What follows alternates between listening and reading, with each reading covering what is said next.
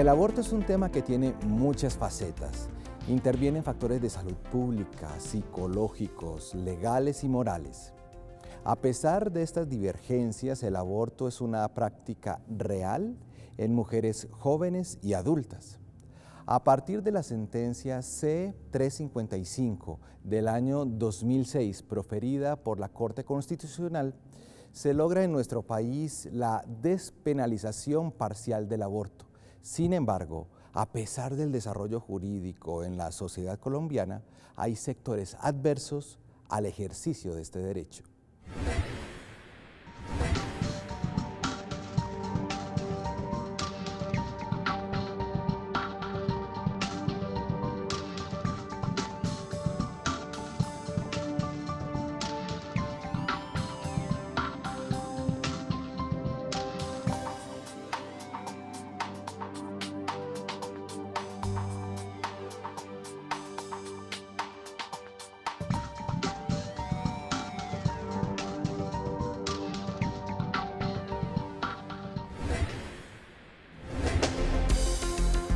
Para hablar sobre el aborto aquí en Ágora a través de Teleantioquia, dos invitados, Andrea Olaya, William Vázquez. Gracias por estar con nosotros en este espacio donde abrimos la posibilidad de escuchar los argumentos de diferentes temáticas. Primera pregunta para los dos, gracias por estar aquí nuevamente. ¿Dónde comienza la vida? ¿Cuándo comienza la vida? Bueno, ahí por ejemplo hay un disenso, y es que biológicamente hay vida en una célula, ¿cierto? Pero si vamos a hablar de vida humana, estamos hablando de un concepto que es más jurídico y de un consenso social. Entonces, se supone que la vida comienza cuando se nace vivo, que ahí entonces se le entregarían los derechos a un ser humano. Pero el embrión, el feto, ya el bebé desarrollado en el útero, son vida. Pero es un asunto que dista entonces el concepto que tiene la biología de lo que tenemos como constructo social. William, la misma pregunta, ¿dónde comienza la vida? Pues realmente todo apunta a que la vida comienza desde el mismo momento de la fecundación. No solamente cuando la persona nace vivo, cuando es un sujeto legal o normativo, sino desde el mismo momento en que ocurre la fecundación. Pero ella dice otra cosa, ¿cierto? ¿Qué piensa? ¿La ley en contra de la biología o de la ciencia? No. Creemos que es importante entender que los procesos, lo que es un proceso de crecimiento, de madurez, ¿no es cierto? La vida misma nos enseña que las semillas tienen que brotar, tienen que ser fecundadas para que broten. Entonces no podríamos decir que si no es un árbol ya, no está en un proceso de crecimiento. Lo mismo sucede con la vida misma. Parte de una semilla que necesita ir creciendo. Así ocurre con el ser humano, pero también ocurre en las plantas, en los animales. O sea, la vida misma nos habla de un proceso de crecimiento. Entonces, negar ese proceso de crecimiento solamente diciendo que cuando ya se es un árbol hecho, es que es árbol, pues sería algo ilógico. ¿Qué piensa Andrea? No estoy de acuerdo, pero yo entiendo el punto de William. Lo que pasa es que, bueno, ya para adentrarnos específicamente en este tema, ahí hay parte entonces del debate, dice, bueno, ¿siente o no siente? En cuántas semanas entonces está desarrollado un feto lo suficiente como para que ya tenga un sistema nervioso central, que si van a intervenir a realizar una IVE, una interrupción voluntaria del embarazo, va a sentir. Yo entiendo, me gusta mucho el ejemplo de la semilla, de Williams porque es real, o sea, ahí hay vida, pero como les decía hace un momento, si a eso vamos, hay vida, o sea, un espermatozoide es un ser vivo, una célula, perdón, es un ser vivo. O sea, todo lo que contenga células es un ser vivo. Entonces, claro, yo entiendo el punto de William porque sí, efectivamente, la semilla es un ser vivo que se va a germinar, fecunda, crece. Pero, cuando ya nos adentramos en el tema del aborto, ahí hay que tener unas concepciones y aclarar como ciertas cosas porque no va a ser lo mismo tener un aborto, por ejemplo, a las 24 semanas, aproximadamente 5 o 6 meses, que tenerlo a las 3 semanas. sea, hay vida en ambos casos, pero son vidas que son distintas, que son una etapa distinta del desarrollo. Entonces, para el ejemplo de la semilla, que es una semilla que no se ha germinado completamente. Pero entonces es una interrupción de una vida. Sí, es vida, pero en el sentido de lo biológico. El asunto es que muchos de los argumentos contra el aborto es que, por ejemplo, uno de ellos, pues porque son un montón, ¿cierto? Que el feto de 3 semanas va a sentir que está siendo abortado. Ahí no hay una vida que siente, no hay una vida que razona, no hay una vida que es capaz de percibir dolor, porque no tiene todavía, como les decía, un sistema central nervioso. Entonces va a ser muy complicado, es un cúmulo de células. Y como les decía, entonces, si a eso vamos, en los espermatozoides, por ejemplo, hay vida. Entonces, cada eyaculación que no vaya destinada a la fecundación es acabar con una vida, por así decirlo, ¿cierto? O cada vez que una mujer entonces tiene su menstruación, el óvulo no es fecundado y entonces sale, eso ahí es una vida que se pierde. Pero una vida no en sí, por lo que el constructo que tenemos, a mí me gusta mucho que William sea antropólogo porque tiene una visión distinta a la mía, pero es un asunto que desde la vida, el consenso social que les mencionaba hace un momento, o la vida desde lo biológico, es que vida es todo. Este pelo puede tener vida porque tiene células, los ácaros que tenemos en la piel son vida, entonces es tener como presente esas dos diferenciaciones. ¿No siente ese ser que tiene pocas semanas? Habría que mirar, yo creo que unos aspectos básicos de biología es que los seres, el ser humano hace parte del género Chordata, que son un género mucho más complejo. Es decir, cuando hablamos de fecundación estamos hablando de la unión del gameto masculino con el femenino, ¿no es cierto? Ahí hay una fecundación, ahí hay vida. Ahora, en este proceso de crecimiento tenemos también que diferenciar de lo que es la conciencia, ¿cierto? Es un ser vivo, pero no es un ser consciente de sí mismo, ¿sí? Entonces, cuando hablamos de conciencia, tenemos que reconocer que en las etapas finales del estado de gestación es que ellos desarrollan capacidad auditiva, pueden reconocer la voz de sus padres, perciben el ambiente que les rodea, ya se ha generado la columna vertebral, el cerebro, todo lo demás. Pero la pregunta es, entonces, ¿por qué no tiene conciencia, no es individuo? Porque lo que hoy estamos viendo es una negación de los derechos de los individuos cuando no tienen conciencia. Por ejemplo, una persona que está en un estado de coma, ¿le negamos los derechos por no tener conciencia? O un niño que antes de los 8 años no tiene un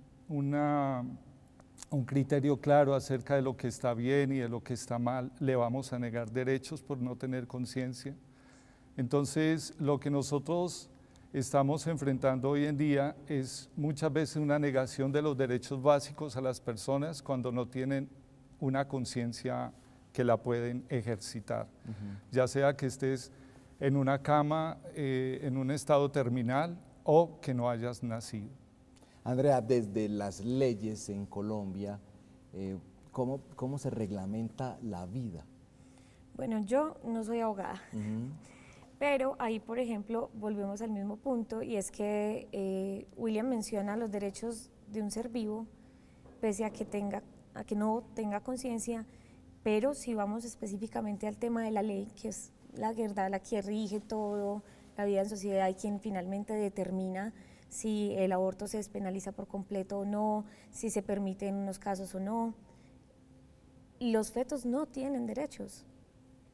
Un feto o un embrión no tiene derechos, porque vuelvo al mismo ejemplo, si eso se diera, entonces yo podría alegar que entonces también los espermatozoides pueden tener derechos, o deberían tener derechos, o que un óvulo también debería tener derechos, porque tanto el óvulo como el espermatozoide y el embrión son seres vivos, ninguno sin conciencia. Entonces la pregunta ahí sería, ¿por qué sí para el embrión y no para lo otro? porque hay una posibilidad de que sea un ser humano. Sí, pero lo mismo hay es con... leyes que incluso en este momento protegen los bancos de semen, por ejemplo, ¿cierto? Es más, hoy tenemos bancos de células madres. Cuando se nace un bebé, se guarda el cordón umbilical como un banco de célula madre para que cuando la persona esté adulta pueda recibir ayuda a través de procesos de ingeniería médica. Lo que queremos decir es que no garantizar los derechos a un ser que ya ha sido fecundado, no me refiero al semen por un lado o a óvulos por otro lado, sino a un fecundado que ya hay vida, ya hay vida, ya hay vida allí. Pero es que también hay vida antes. Obviamente, pero en la fecundación no podemos hablar de un ser vivo en un espermatozoide, ¿cierto? No podemos hablar de un ser vivo en un óvulo, sino que como individuo tiene que haber esa fecundación para que haya vida, ¿cierto? Por decir algo, nosotros nos comemos un huevo, pero no nos estamos comiendo un pollito, ¿sí? Porque el huevo tiene que ser fecundado para que se produzca el pollito, ¿sí? Entonces, cuando estamos hablando del proceso de gestación, tenemos que reconocer que sí es un individuo y sí hay derechos, ¿no es cierto? Si una persona le causa a través de la violencia un aborto a una mujer, ¿no es cierto?, por maltrato, por ejemplo, tiene una connotación legal, o sea, no puede decir, no, eso pues, no pasó nada. En ese sentido, William, entonces, la primera pregunta que hacíamos en el día de hoy es ¿dónde comienza la vida? Su respuesta a esa pregunta es en la fecundación. En la fecundación, así es. Y su respuesta a esa pregunta... ¿La vida humana o la vida? ¿Dónde comienza la vida? La vida es, con lo que te decía, es que ese es el problema y hay que hacer esa diferenciación. Biológicamente, la vida es, todo ser celular es vida, pero la vida humana, pues ahí ya entonces entramos pues como al debate. Por ejemplo, yo no estoy de acuerdo con el aborto después de los 6 meses de embarazo, pero vida humana hay, según la ley, cuando se nace vivo. Esa mujer, esa pareja, esa familia que nos está viendo en este momento a través de Teleantioquia, querrá tener la posibilidad de entender dónde comienza la vida. Y son dos respuestas totalmente diferentes, la suya en la fecundación y la suya después de nacido vivo. ¿Puede haber una claridad frente a por qué no le doy los derechos a ese feto que tiene menos de 2 semanas? Es que no habría sentido legislar, darle derechos a un embrión, por ejemplo. O sea, porque el embrión, ¿qué necesita? Si la madre decide llevar a término el embarazo, pues obviamente entonces, mientras la madre es quien tiene la capacidad pues, de generar esa vida, de hospedarla para que llegue a término y ya que nazca, es ella la que es sujeto de derechos mientras tanto. No el bebé, no el feto, no el embrión que tenga hospedado en el cuerpo. Porque los derechos en sí son creados, los derechos son una creación humana y son para quienes estamos vivos, quienes lo requieren.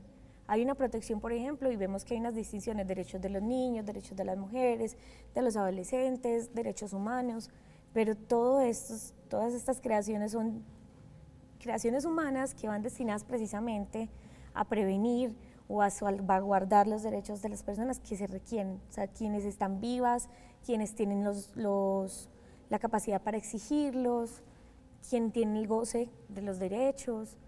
Y en el caso de un embrión, por ejemplo, no estamos hablando de eso. Un embrión no tiene cómo determinar, no sabe si tiene o no tiene derechos, cómo los exige, no goza de ellos. Entonces, yo creo que habría que hacer esa diferencia. Eso es muy importante respecto a lo que es lo judicial en el debate, porque si vamos a lo biológico, como te digo, ya hay otras posturas. Yo entiendo, por ejemplo, la que menciona William de la vida, pero ahí, por ejemplo, yo quisiera hacerle una pregunta a William y es el ejemplo de la semilla. Voy a poner un ejemplo que puede ser como un poco incómodo, pero es muy útil. Si yo planto una semilla en una de las cavidades de William y la semilla obtiene los medios necesarios para germinar, digamos un palo de guayaba, en el oído, en la nariz, en la boca, en cualquier parte. ¿De quién es la decisión de si la semilla, porque ya está creciendo, es viable, va a ser un árbol, se queda o no en el cuerpo de William?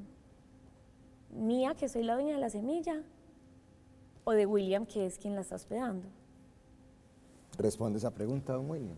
Bueno, lo que hay detrás del ejemplo que coloca Andrea es la negación de un derecho hacia las personas aún no nacidas, ¿sí? ¿En qué consiste la negación de ese derecho?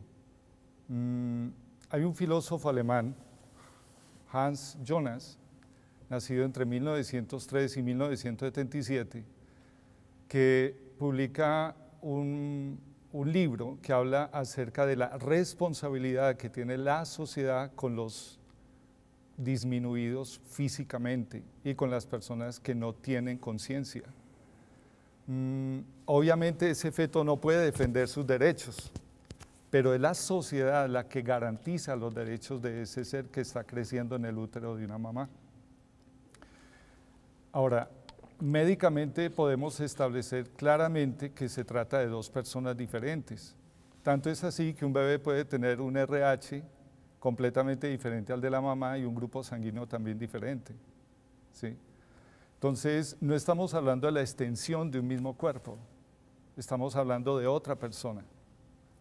Ahora, obviamente, en ese proceso de maduración, no hay un estado de conciencia donde el bebé pueda decir, hey, me están violentando mis derechos, pero es la sociedad la que garantiza que a ese bebé que está en un estado de indefensión se le garanticen los derechos, así esté en el útero de la mamá, ¿sí? No es extensión de su cuerpo, porque si fuera extensión de su cuerpo con el aborto, pues también finalizaría la vida del hospedador, y no es así. Son dos personas diferentes. El aborto, el tema de hoy en Ágora a través de Teleantioquia. Hacemos una pausa y ya regresamos.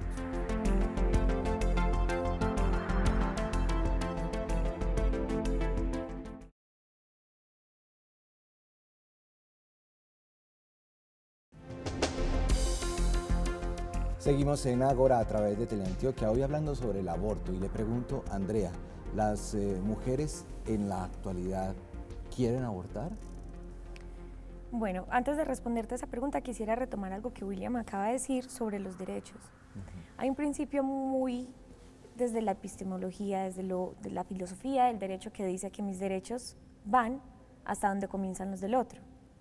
Entonces, ahí, por ejemplo, valdría la pena preguntarse, entonces, si una mujer, por ejemplo, no desea llevar a término un embarazo, entonces William habla de los derechos de ese ser que no tiene quien los defienda y dice que como sociedad hay que defenderlos, pero la mujer, que es quien hospeda a ese ser vivo, tiene también un derecho que es la autonomía sobre su cuerpo. Entonces, ¿cómo se definiría ahí si para defender los derechos de ese feto vamos a pasar por encima de los derechos de la mujer? Entonces ahí habría que hacer pues como una ponderación. Sobre si las mujeres hoy en día quieren abortar o no, el aborto no es una cosa nueva. La interrupción voluntaria del embarazo es un asunto milenario. El asunto hoy en día, lo que se discute es si se hace o no en la legalidad. Abortos va a haber siempre, incluso siendo ilegal. Ese es el problema y eso es lo que intentamos debatir, es si ya existen, si se hacen en la ilegalidad. Lo que nosotras proponemos es que sea legal para evitar que quienes decidan hacerlo lo hagan en condiciones precarias, que lo hagan exponiendo sus vidas, que lo hagan potenciando el trauma cuando se hace en la ilegalidad, que en sí ya un aborto es un tema complejo, difícil para una mujer, para nadie es gratuito. Yo creo que ninguna mujer dice, ay, qué bueno abortar, pero la ilegalidad lo hace aún más traumático. Entonces, si queremos proteger la vida de esas mujeres que ya nacieron, que ya están acá, y de muchas mujeres que, por ejemplo, en el caso de la violación, no quieren ese bebé, lo que tenemos que debatir es si es legal o no. Porque el aborto, si ella quiere terminar el embarazo, ella lo va a hacer, sea por la vía legal o en la ilegalidad. Hemos escuchado y yo he tenido casos de niñas que dicen, es que si lo tengo que tener, entonces me mato yo con el bebé, porque desean no hacerlo. Entonces, lo que preferimos nosotras es que ella pueda tener un acompañamiento psicológico y médico, que puedan respetarse sus derechos, que pueda terminar con el embarazo de forma voluntaria.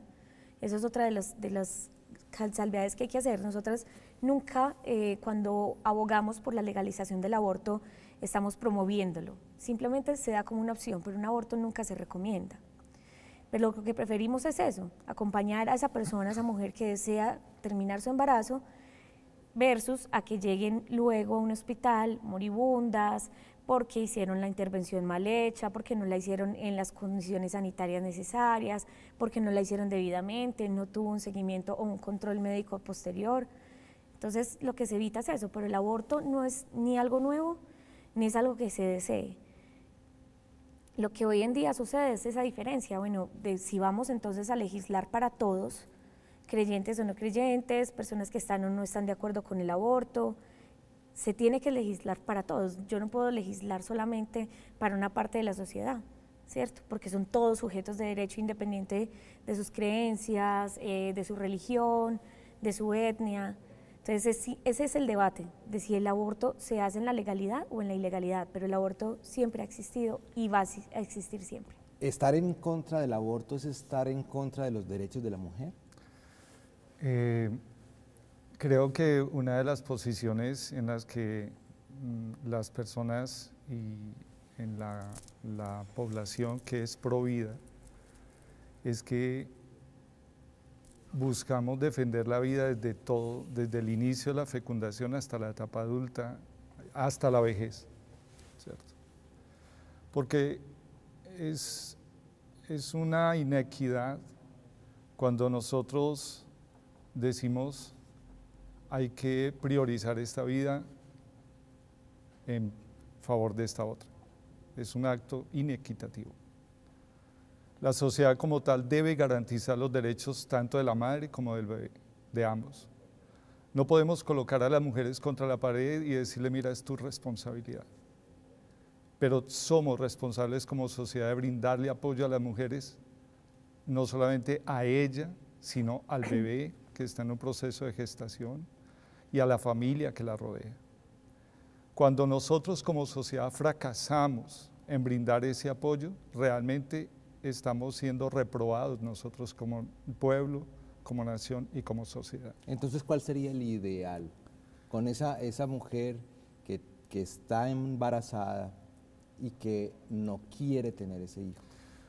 Creo que la salida abortiva es una salida fácil e irresponsable, porque la mayoría, Andrea lo decía, una mujer no dice, ay, qué bueno abortar, no. En el fondo, ¿por qué están abortando?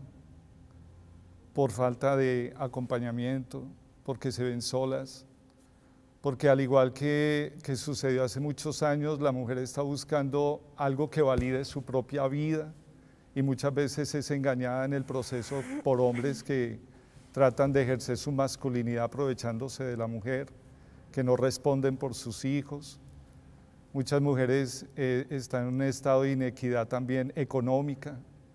Entonces, hay organizaciones civiles que están brindando acompañamiento a la mujer, pero desde el Estado hay una política donde no nos permiten brindar ese acompañamiento, donde hay una política proabortiva. Entonces esa política lo que hace es lavarse las manos, decir, tú eres responsable, tú decides, quieres decir abortar, listo, nosotros te acompañamos. Pero cuando nosotros como organizaciones civiles queremos hacer ese proceso de acompañamiento, no nos dejan.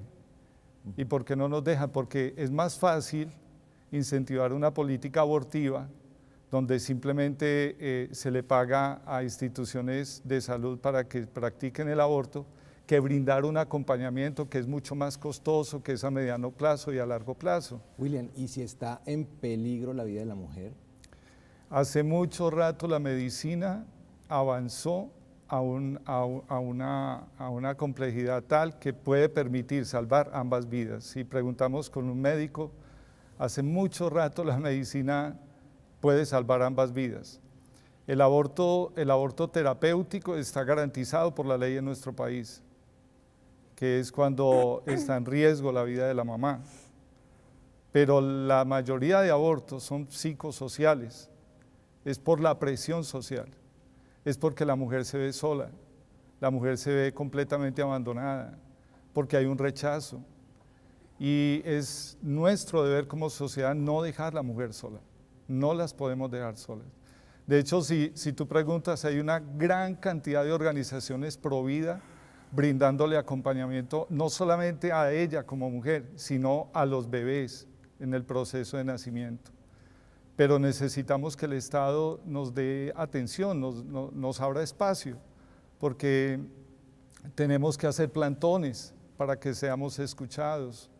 Tenemos que pararnos en las puertas de la Corte Constitucional y decir, venga, es que hay otra parte de la sociedad que quiere brindar apoyo y que para nosotros la salida no es matar al bebé, la salida es apoyar a ambos, porque como sociedad lo podemos hacer y porque tenemos también el avance en la ciencia para poder garantizar la vida de ambos. Andrea, y si la mujer no está en esas condiciones, en esas 3 causales donde es permitido, ella también lo puede hacer y ustedes buscan que tenga el derecho de poder hacerlo, de claro poder que abortar. Sí. Ahí, por ejemplo, me parece muy interesante ese contraste de William cuando dice, lo que pasa es que muchas veces abortan porque los hombres las manipulan, aprovechan o que ejercen pues como esa coacción.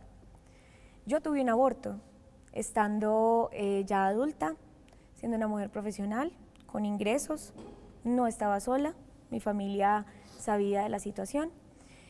Fue que falló el método anticonceptivo y yo, estando en las condiciones óptimas que menciona William, de estar acompañadas, tener acompañamiento psicológico, familiar, tener las condiciones económicas para tenerlo, decidí no hacerlo.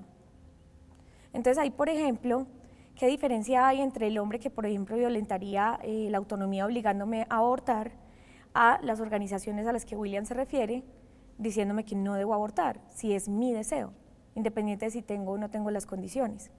Ahora, respecto a la C-355 del 2006, que es la sentencia que actualmente regula la interrupción voluntaria del embarazo, la Corte hace poco admitió y está en proceso de mirar si se despenalizan todos los casos. ¿Qué pasa? Y es que la gente no termina de entender algo, y es que yo, por ejemplo, ese feto, eso es otra cosa que quiero aclarar, no se mata un bebé. Un bebé es cuando ya nace, eso no es un bebé, eso es un cúmulo de células que se va a convertir en un ser humano si se lleva a término el embarazo, pero no es un bebé, ni biológicamente ni jurídicamente estamos hablando de un bebé. Si yo, por ejemplo, decido terminar ese embarazo y tengo que meterme en una de las 3 causales de esa sentencia que acabo de mencionar, es un asunto muy sencillo. Entonces dice, cuando se ponga en riesgo la vida o la salud de la madre.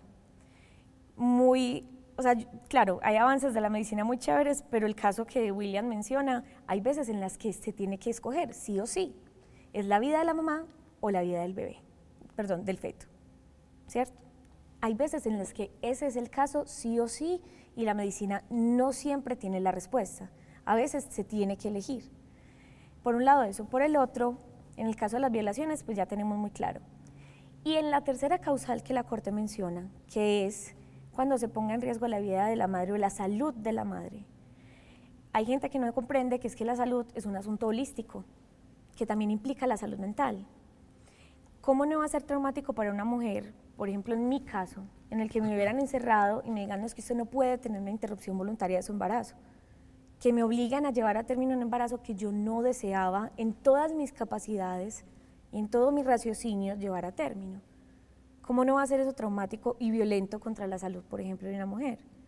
Cualquiera de los motivos que ya puedan generarte una depresión, un trauma, que interrumpan tu tranquilidad porque interrumpen de pronto tu proyecto de vida, ya ahí de entrada hay una causal que se puede justificar.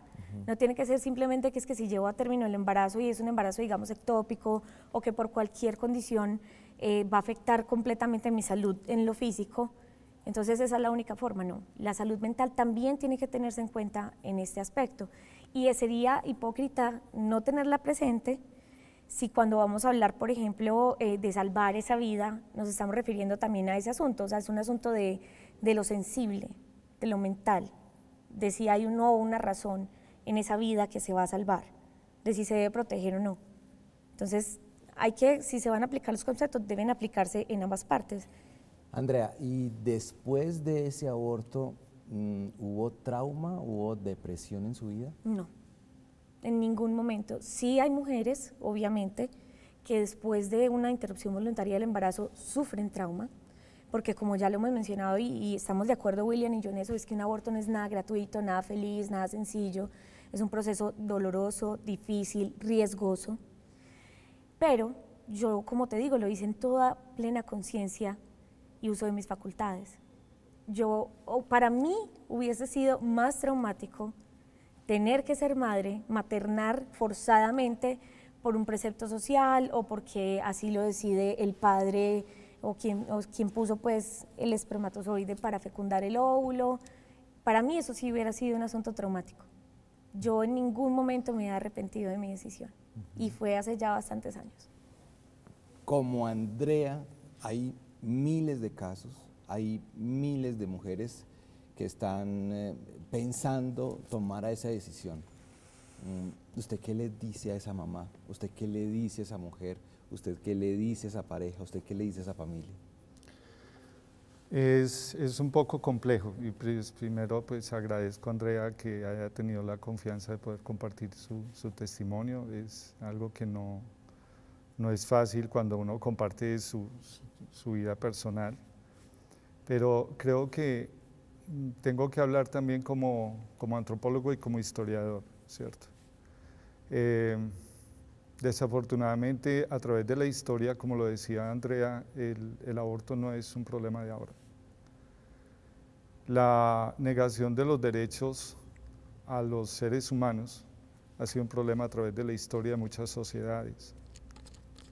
Por ejemplo, ¿cómo se pudo legitimar la esclavitud durante casi 3 siglos? Es más, no durante 3 siglos, durante muchos siglos.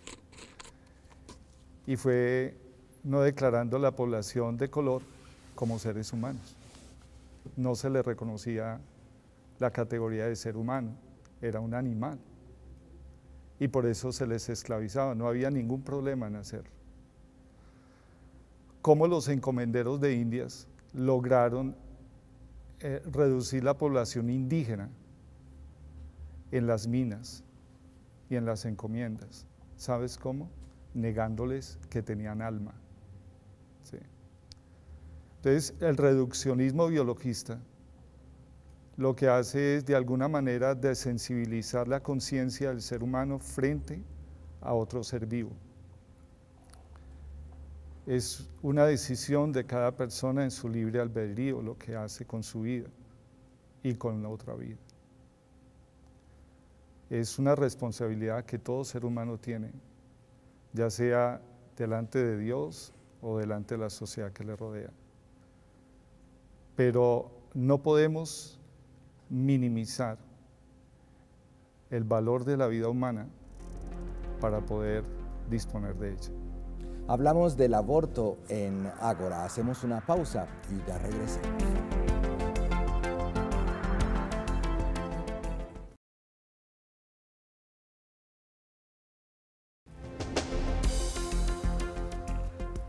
Seguimos en Ágora, hablando sobre este tema del aborto en Teleantioquia. ¿Cómo son las cifras en el mundo?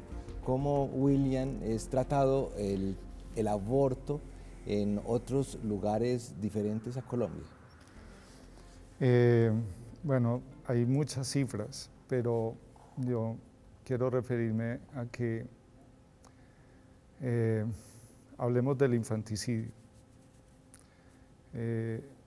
La práctica abortiva es una práctica infanticida y cuando los grupos pro vida nos oponemos a la práctica del aborto psicosocial, entonces tenemos que tener evidencia que en el fondo estamos protegiendo es al género femenino, porque la mayoría de los países donde se practica el aborto, las que sufren son las mujeres, o sea, se practican los abortos femeninos y se dejan hacer al varón.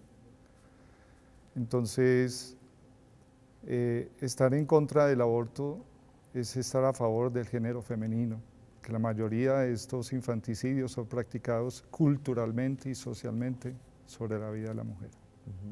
La mujer tiene que propender por sus derechos. ¿Usted siente, Andrea, que cuando aborta protegió su vida, protegió sus derechos? Por supuesto. Respecto a lo que preguntabas de las cifras, por ejemplo, países del primerísimo mundo, como los llamo yo, Dinamarca, Finlandia, Noruega, todos estos países de vanguardia, Nueva Zelanda, que hace poco lo despenalizó por completo, han probado con cifras que cuando se despenaliza disminuye el porcentaje. Y cuando se tiene, por ejemplo, 3 casos como los colombianos excepcionales, o cuando se tiene completamente penalizado como en Bolivia, no solamente aumenta, sino que hay un subregistro, porque claro, como se hace en la ilegalidad, hay muchos casos que no se reportan. Por un lado de eso, por el otro, yo quisiera referirme a lo que mencionaba William hace un momento, respecto al respeto de los derechos humanos, de por ejemplo cómo esclavizaban los negros, cómo esclavizaban mujeres, ¿cierto? Entonces él menciona seres humanos y ya también mencionó el infanticidio, que es el asesinato de un niño. Pero no estamos hablando de un niño. Un feto no es un niño. Y yo quisiera entonces que William me respondiera algo, y es: sabemos que estuvo mal entonces, por ejemplo, que esclavizaran la población de color, porque se estaba violentando su derecho humano, ¿correcto? Hasta ahí vamos de acuerdo. Sabemos, por ejemplo, que como bien lo decía César, o en mi caso, que son muchos, en los que en todas las condiciones, teniendo todo el apoyo, tomé esa decisión. Entonces ahí, por ejemplo, yo insisto que no hay un derecho sobre ese cúmulo de células, no se puede legislar por encima de mi vida, que ya está desarrollada, que ya adquirió unos derechos. Entonces, ¿qué diferencia hay, por ejemplo, yo insisto en eso, entre decir que la población de color podría ser esclavizada porque no tenía derechos, o obligarme a mí a llevar un embarazo a término que no deseo llevar, pasando por encima de esos derechos? Por supuesto, por ejemplo, el tema se habla de las mujeres, es que solamente las mujeres abortan. De hecho, pues con todo el respeto, es complejo debatir ese tema con un hombre, porque solamente son las mujeres o los hombres trans quienes tienen esa posibilidad, quienes toman la decisión. Entonces, por supuesto, va a ser estar a favor del género femenino, porque es que es solamente la mujer la que puede decidir si aborta o no. Ahora, ¿qué otros temas implican a los hombres en esta discusión tan interesante? Las paternidades responsables, que el padre esté, que se implique en la crianza, en la educación, en el cuidado de los hijos, tanto como la mujer, que es un asunto que sigue siendo muy dispar hoy en día. También el hecho de que, bueno, entonces si él decide, en un caso, eso también se ha debatido, porque entonces lo que muchas personas creen erróneamente es que nosotras queremos hacer lo que nos dé la gana todo el tiempo, sino que entonces ya después se ha hablado, listo, después de que el feto nazca, se convierta en un bebé y adquiera derechos y haya una vida humana, ahí, por ejemplo, hay que hacer un debate, una legalización, si el hombre quería o no quería ser padre, qué responsabilidad va a adoptar, si va a estar presente paternando o si va a ser una paternidad que va a ser lejana, que tiene unas condiciones, por ejemplo, las que se sabe, entonces tiene derecho a unas visitas, unos horarios, etc., etc. Pero específicamente que se decida en el cúmulo de la población o como sociedad sobre el cuerpo de una mujer, que es quien tiene derechos sobre su cuerpo, es un asunto que es atroz. Eso es de entrada violentar los derechos humanos y los derechos de las mujeres. Si tú no quieres un tatuaje, ¿por qué te voy a obligar a hacerte uno?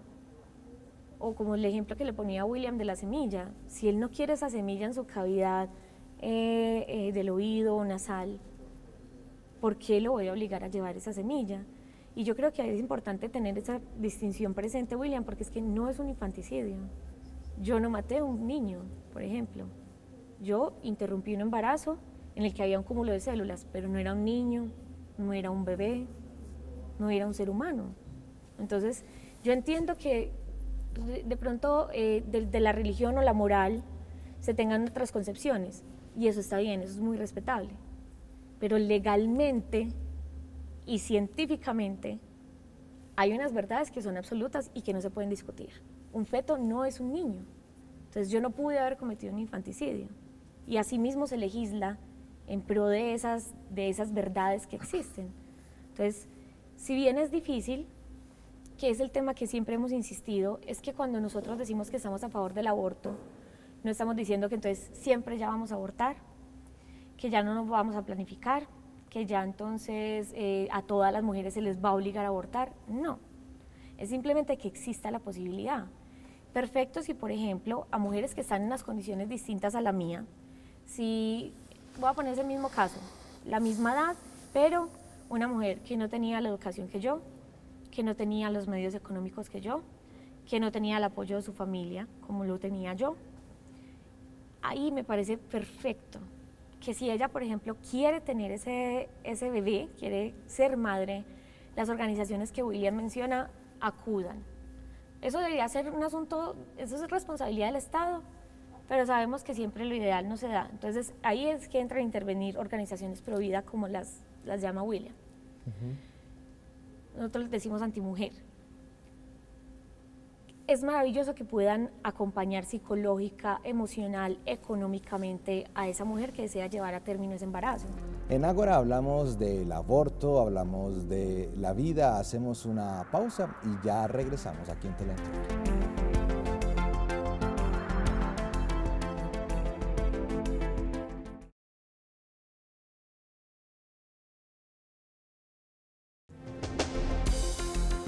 Y hablamos del aborto en nuestro programa Ágora en el día de hoy aquí en Teleantioquia y vamos llegando a la parte final. Es un problema de formación, es un problema de educación en la sociedad. Estamos entregando la suficiente educación a nuestros hijos, a nuestros jóvenes sobre este tema, especialmente de la educación sexual y del aborto. Yo creo que en el fondo los estamos dejando solos. Y dejarlos solos es una actitud responsable, no solamente de parte de los adultos, sino también de la parte de la sociedad que nos rodea. Y cuando uno deja sola a las personas en los momentos de crisis, pueden tomar decisiones que después se evalúen. Pueden ser buenas decisiones, pero también pueden ser decisiones que van en contra de sus propias vidas. Todos tenemos un libre albedrío, pero no una libertad absoluta. Tú decías ahora, mis derechos van hasta donde comienzan los del otro. Podemos decir que la mujer tiene potestad sobre su cuerpo, pero pensemos en esa vida que se está formando. ¿Cómo lo sentirá él en el momento en que esté siendo sacado del útero a través de un instrumento que rasga el cuerpo, que violenta su naturaleza humana en un útero que fue creado para poderle cuidar, para que llegara al tiempo de vida que pudiera nacer? Entonces, no tenemos una libertad absoluta, tenemos libre albedrío. Andrea, ¿es un problema de educación, de formación? Sí, por supuesto. Y estoy de acuerdo con William en eso. Creo que es lo único, y es que los estamos dejando solos. Sigue siendo un tema tabú. Si una adolescente va a una farmacia y pide un condón, sigue viéndose mal, se sigue juzgando, no se habla de la sexualidad como se debería. Estamos dejando que se eduquen ellos mismos a través de internet, de la pornografía. Todo esto empieza a generar un montón de problemas. Yo creo que también es educarlos en ese respeto y en ciencia definitivamente, porque, por ejemplo, lo que acaba de mencionar William, que es lo que lo que explicaba hace un momento, y es que un cúmulo de células de 3 semanas no va a sentir que está siendo sacado de un útero, es que no lo siente. Por eso insisto en lo de las semanas de gestación, hasta qué término permitimos, porque ya un bebé formado, que entonces escuche, sienta, tenga brazos, cerebro, sistema nervioso, columna vertebral, va a sentir si se está terminando el embarazo. pero en las primeras semanas de gestación eso no es cierto y es parte del problema, que hay desinformación. Otra cosa es que, por ejemplo, así no se hacen los abortos. Los abortos, mi aborto, por ejemplo, no fue con ningún instrumento quirúrgico, fue de forma química, con unas pastillas, sentí un cólico como si tuviera mi periodo menstrual y eso fue todo. Entonces yo creo que es importante de entrada que, si bien hablemos desde los preceptos y las creencias que se tengan, que son muy respetables, no se hable con mentiras. O sea, que siempre digamos las cosas como son. Ya el argumento puede ser ético, moral, religioso, filosófico, pero yo no puedo desincentivar el aborto diciéndole que es que si aborta a las 3 semanas, el embrión va a sentir lo que está sintiendo, o sea, lo que está pasando, porque eso es desinformar y es parte del problema que tenemos. Entonces necesitamos educarlos no solamente en lo sexual, sino también en lo afectivo, en la autonomía, en la ética, en la responsabilidad, en los métodos de anticoncepción, que sepan también que ninguno es 100% efectivo, ninguno garantiza 100% de efectividad, y que sepan que tienen derechos también, que sepan que pueden tomar decisiones sobre sus cuerpos y que no deberían permitir que nadie los violente. Es el hecho de que lo que estamos diciendo constantemente, el aborto existe, le guste al que le guste, le choque al que le choque. El aborto está, el aborto va a seguir existiendo. Es invitar a esas personas que se llaman providas a que, si por ejemplo entonces, si sabes que los abortos van a seguir ocurriendo, si sabes que las mujeres más expuestas y más vulnerables son las mujeres más pobres, las de menos educación, y eso sí sería salvar una vida, eso sí sería ser provida. Permitir que entonces, si va a tomar la decisión y lo va a llevar a cabo, sea como sea, con el ejemplo que les ponía hace un momento de la niña que me dijo, es que si me toca me mato yo. Entonces proteger, eso sí sería proteger una vida, darle la posibilidad de que lo haga en las condiciones legales. Eso sería proteger una vida, eso sería ser provida.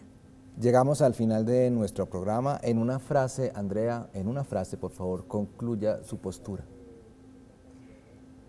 Las mujeres tenemos derecho a decidir sobre nuestros cuerpos, solamente nosotras tenemos ese derecho. Gracias por venir. William, en una frase, su postura. Garanticemos los derechos de ambos en el cuidado y acompañamiento que les podamos brindar. Con estos argumentos ya Ágora continúa en su casa para que pueda tomar criterio en su familia sobre este tema tan importante en nuestra realidad actual. Gracias por estar con nosotros. Aquí estamos en Ágora, en Teleantioquia. ¡Qué emoción!